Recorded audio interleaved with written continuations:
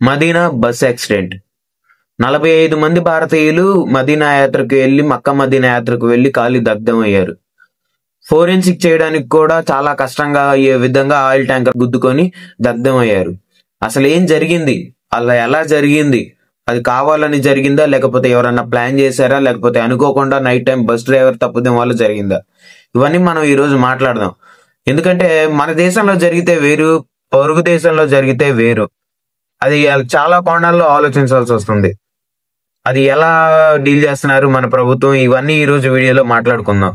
ఈ రోజు వీడియోలోకి వెళ్లే ముందు అందరికీ హాయ్, నమస్తే. Medina bus accident. మనందరికీ తెలుసు, మక్కా మదీనా అనేది ముస్లిం సోదరులకు ఎంత పవిత్రమైన ప్రదేశాలు.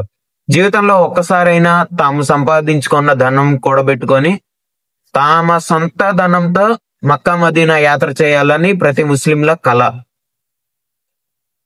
అయితే అలాంటి కళతోనే 45 మంది, 45 కాదు మొత్తం 54 చనిపోయింది. 45 మంది అయితే మొత్తం ట్రావెల్ అయింది 54 మంది. 54 మంది ఎన్నో ఆశలతో కళలతో నవంబర్ 9న ఫ్లైట్ బుక్ చేసుకొని మక్కా వెళ్ళారు.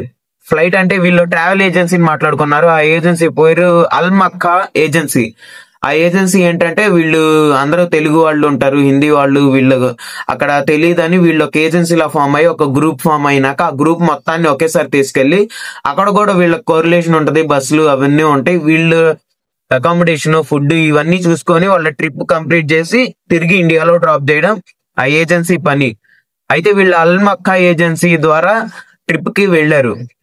అయితే నవంబర్ 9న వెళ్ళారు. నవంబర్ 9న వెళ్ళి మక్కా ట్రిప్ చూసుకున్నారు. అంటే 2 ప్లేసులు ఉంటాయి, మక్కా మదీనా. ఈ రెండింటికి 421 దాదాపు కిలోమీటర్ల దూరం ఉంటది. అయితే వీళ్ళు ఫ్లైట్ లో మక్కా వరకు తీసుకెళ్తారు. మక్కా నుండి మదీనాకి తర్వాత బస్సులో ట్రావెల్ అవ్వాలి.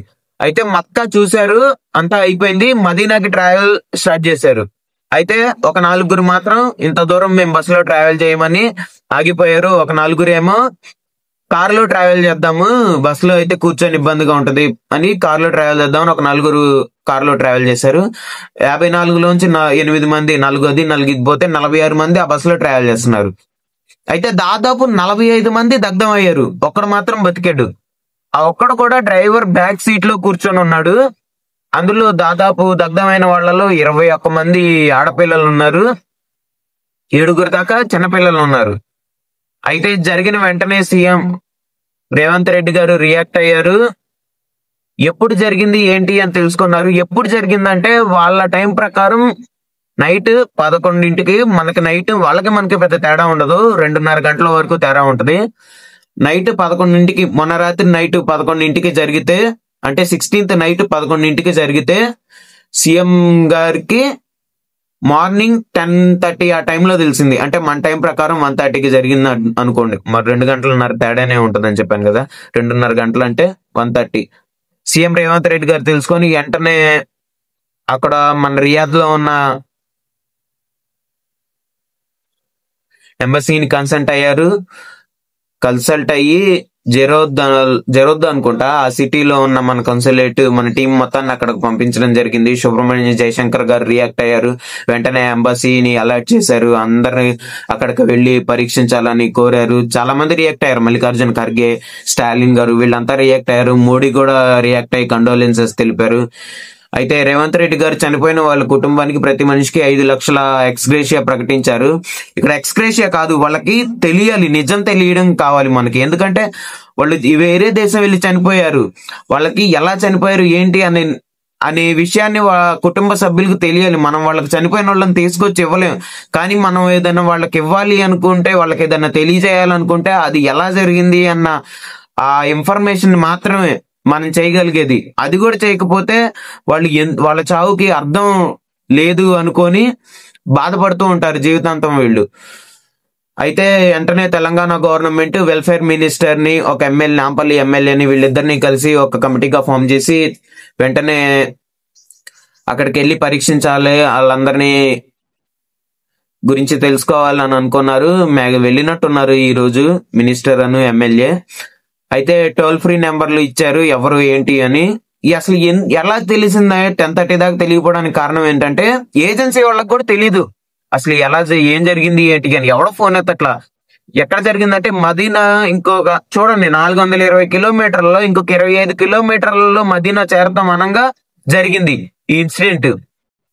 చూసుకోండి వాళ్ళు చావుకి ఎంత చెరువులో ఉన్నారు. అసలు ఎలా జరిగిందంటే వీళ్ళు బస్సులో వెళ్తున్నారు. అసలు ఏం జరిగిందంటే ఆ డ్రైవర్ ఆదమర్చి ఉన్నాడా, 3 సెకండ్స్ 4 సెకండ్స్ అని నిద్ర మర్చి ఉన్నాడా, లేకపోతే తెలియకుండా జరిగిందో ఏమో. ఆయిల్ ట్యాంకర్ పార్క్ చేస్తూ ఉంటది పక్కన. 1:30 ఆ టైంలో ఈ డ్రైవర్ వెళ్ళి ఆయిల్ ట్యాంకర్ గుద్దుకున్నాడు. గుర్తు పట్టడానికి కూడా అవశేషాలు దొరకలేదు. ఫోరెన్సిక్ వాళ్ళకి డిఎన్ఏ టెస్ట్ కూడా దొరకలేదు. తెలుసు కదా ఒక ఆయిల్ ట్యాంకర్ లో ఎంత ఇన్ఫ్లమబిలిటీ ఉంటుందో అంతా దగ్ధం చేసేసింది. అయితే ఇక్కడికి తీసుకురావడం ఇంకా వీలవదని రిలీజియస్ ప్రకారమే అక్కడే వాళ్ళకి ఫైనల్ రిచువల్స్ చేస్తామని చెప్పారు. ఇక్కడ నుండి వాళ్ళ కుటుంబ సభ్యుల్ని తీసుకెళ్లి ఆ ఫైనల్ రిచువల్స్ చేస్తామన్నారు. మనం ఇదేదో జరిగింది అనుకోకుండా యాక్సిడెంట్ అయింది చనిపోయారని వదిలేయకూడదు. అసలు అక్కడ ఆ బస్సు అది కరెక్ట్ గానే ఉందా, లేకపోతే ఎవరైనా టెర్రరిస్టులు ప్లాన్ చేసి ఆ టైంకి ఆయిల్ ట్యాంకర్లు తీసుకొచ్చారా, లేకపోతే ఏజెన్సీ ఇండియా వాళ్ళని ఇలా చేయాలని మొత్తాన్ని కట్టకట్టుకొని తీసుకెళ్ళిందా, లేకపోతే ఆ ప్లేస్ ఏంటి, ఆ ప్లేస్ లో ఆ హడావిడి క్రియేట్ చేయాలనుకున్నారా? ఎందుకంటే ఇప్పటికీ మనకి టెర్రరిస్ట్ ఇన్సిడెంట్లు జరుగుతున్నాయి. ముసల్మాన్ ఎక్కువ మంది చనిపోయారు అంటే ఆలోచించాల్సిన విషయం. లాస్ట్ చూసాం, కర్నూలు చూసాం, చేవెళ్ళ చూసాం. వరుసగా ఒక న్యూస్ గురించి మనం మర్చిపోక ముందే 20 రోజుల్లో 3 మెగా న్యూస్లు. చూడండి అసలు యాక్సిడెంట్లు ఏ విధంగా ఎంత తీవ్రంగా జరుగుతున్నాయో ఆలోచించుకోండి. ఆ కుటుంబాలు రోధిస్తున్నారు. చెప్పానమ్మా అందరినీ ఒకేసారి వెళ్ళొద్దు అని వినలేదు. ఉండుంటే ఒక 2-3 పిల్లలైనా బ్రతికేవాళ్ళు అని వాళ్ళు బాధపడుతున్న తీరు మీరు అర్థం చేసుకోండి. ఒక కుటుంబం నుండి 18 మంది ఉన్నారు. వాళ్ళ రిలేటివ్ చెప్తున్నాడు వాళ్ళ కుటుంబం అంతా వెళ్ళారండి. ఒక 3 జనరేషన్లు, తాతలు, కొడుకులు, మనవాళ్ళు, అందరూ కొడుకులు ఫ్యామిలీలు, కూతుర్ల ఫ్యామిలీలు, ఆ ముసలి వాళ్ళు మొత్తం 18 మంది షాట్ లో చనిపోయారంటే ఆలోచించండి. మళ్ళీ ఇంకో కుటుంబం నుండి 7 అంట. మొత్తం హైదరాబాద్ నుండే. వీళ్ళంతా చెప్పాను కదా ఏజెన్సీ ద్వారా వెళ్ళారు అని. సుబ్రహ్మణ్యం జయశంకర్ గారు ఆన్ ద ఫీల్డ్ ఉన్నారు, ఎప్పటికప్పుడు తెలియజేస్తున్నారు. మాక్సిమం ఆ ఫ్యామిలీ మెంబర్స్ ని అక్కడికి తీసుకెళ్లే ప్రయత్నం చేస్తారు. ఎందుకంటే వాళ్ళ ఫైనల్ రిచువల్స్ చేయించడానికి రిలీజియస్ ప్రకారం. సుబ్రహ్మణ్యం జయశంకర్ గారు ఆల్రెడీ అలర్ట్ లో ఉన్నారని చెప్పాను కదా. ఈ ఫ్యామిలీ మెంబర్స్ వెళ్ళి వాళ్ళ ఫైనల్ చేసే కార్యక్రమం చేస్తారు అనుకుంటున్నాను. ఇండియన్ ఎంబసీ కూడా అలర్ట్ లోనే ఉంది. కాకపోతే వీళ్ళ రిటర్న్ టికెట్స్ November 23 ఉన్నాయి. ఇంకా వీళ్ళు ఇక్కడికి వచ్చేసారు కదా, ఈ మదీనా చూసుకొని రిటర్న్ 23 రిటర్న్ అవ్వాలి ఆ ఏజెన్సీ ప్రకారం. ఈ లోపే ఇది జరిగింది. ప్రస్తుతానికైతే ఇంతే అప్డేట్ ఉంది. ఇంకేమన్నా అప్డేట్ వస్తే మీకు తెలియజేయడానికి ట్రై చేస్తా. Thank you.